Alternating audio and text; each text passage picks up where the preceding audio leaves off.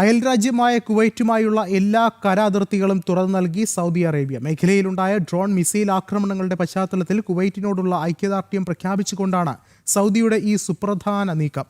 യാത്രാ തടസ്സങ്ങൾ ഒഴിവാക്കാനും ചരക്ക് നീക്കം സുഗമമാക്കാനും വിപുലമായ സജ്ജീകരണങ്ങളാണ് അതിർത്തികളിൽ ഒരുക്കിയിട്ടുള്ളത്.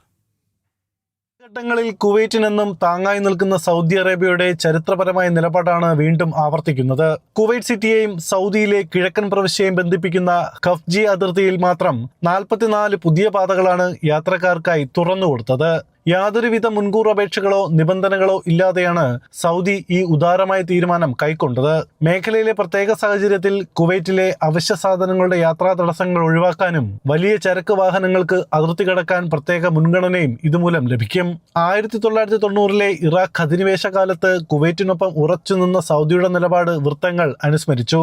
സൗദി അറേബ്യ ഇല്ലാതെ കുവൈറ്റ് ഇല്ല, കുവൈറ്റ് ഇല്ലാതെ സൗദി അറേബ്യ ഇല്ല എന്ന അന്തരിച്ച ഫഹദ് രാജാവിന്റെ പ്രശസ്തമായ വാക്കുകൾ ശരിവെക്കുന്നതാണ് ഇപ്പോഴത്തെ ഈ നടപടിയും. കുവൈറ്റ് ആഭ്യന്തര മന്ത്രാലയവും രാഷ്ട്രീയ നേതൃത്വവും സൗദി അറേബ്യയുടെ ഈ സഹോദരതുല്യമായ നിലപാടിന് നന്ദി അറിയിച്ചു.